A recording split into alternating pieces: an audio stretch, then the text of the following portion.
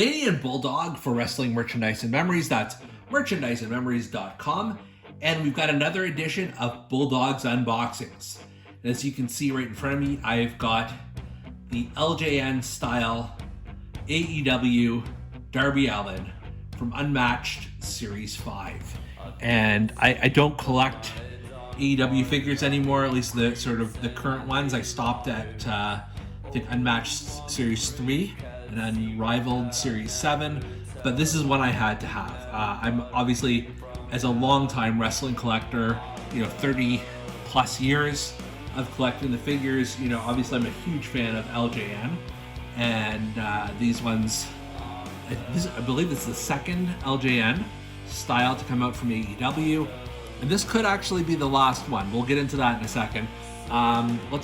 Before we open it, I just want to show this is how much of a love letter these packages are to the original LJN wrestling superstars from the 80s. So it's got you can see the fans in the background here. You've got the image of Darby Allin. You've got the Wrestling Superstars logo exactly as it used to look. And then on the back, you've got the trading card of Darby Allin with some information about him. So let's open it up. Let's see what's going on here. I'm going to try and open this up as carefully as possible because these boxes I do try to collect. I've got the Cody one still in decent condition. So we'll see what we can do here. Try not to do too much collateral damage when I open this up.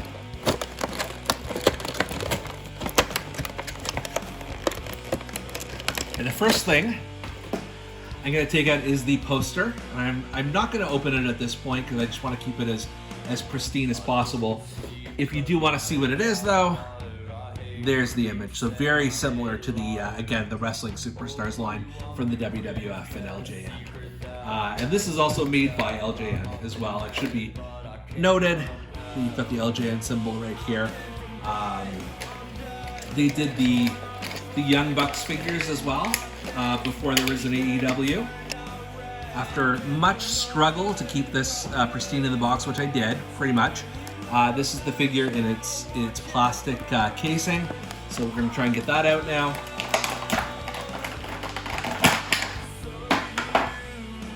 Came apart relatively easy, and here's the figure. I mean, I love the detail on this, the tattoo, part of a tattoo here, and then he's got some on his sleeve on his arm. He's got on the back of his neck the Relentless one. I'm not sure if that's his full tattoos or not. I'd have to check, but looks pretty accurate to me. He's got the tape fists, and then he's got more tattoos here. Drug free, and then there's another tattoo within that. I'd be remiss if I didn't point out this comes with a silver chain around him. It's not, I don't believe it's removable. I'm certainly not going to try. And then it's got the white shorts, and then the black leggings and boots. First impressions, this does not feel very rubbery and LJN-like at all. Like you can kind of bend his arms a little bit. His legs, not at all. They don't have any real give. Now, LJNs are certainly not known for their articulation anyways, but usually within LJN you do have some range of movement. Not all of them, but with some of them. And certainly this is the first time I've ever seen the legs like this completely stiff. So you can't, you could always get your Greg Valentine or Tito Santana in a figure 4 leg lock. No way you're doing that here. But again, these are for display purposes more than anything. I don't think there are that many 8 or 9 year olds playing with this as a figure. It's a good likeness, certainly for these things as well. I love the sort of the fade on his hair, and then the coloring is good, the face paint is good. It's just, like I said, just really not articulated. Just to show some comparisons here. So this is the Darby Allin, obviously, and I'm just going to put it next to the Cody Rhodes, the only other one that was produced, the LJN figure for this line to date. I know they talked about having a CM Punk figure out, but I just don't see that happening anytime soon. They're They are roughly the same size. Cody's a little bit bigger, but I'm sure he would be if they faced off in real life, and I think they did. They did face off in real life at one point, did they not?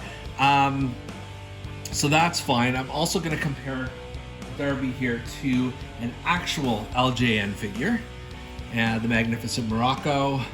Again, like, the size comparison isn't terrible, knowing that these are not to scale in any way, shape, or form. But what I'll show you is, look at Magnificent Morocco. His legs have pretty full range of movement. His limbs, a little bit of give there, so not so much for Darby, but size-wise, it's fine. And then I'll just look at the WCW equivalent of LJN figures. This one is a very pink-looking nasty boy, Jerry Sags, and we'll see how they compare. Size is a little off here, but these figures, the WCW figures, were always a little bit shorter. So, in terms of overall size comparison, this is fine. My real complaint was just the lack of give and rubbery feeling with this figure, but for display purposes, this is fine. It's going to look awesome in my AEW Unmatched shelf, and I'm glad I got the figure. I'm glad that they at least made 2 of these. I hope they do continue to make more, but I'm just not sure what the demand is going to be like for these. For Bulldog's Unboxings, I'm Canadian Bulldog, and we'll see you next time.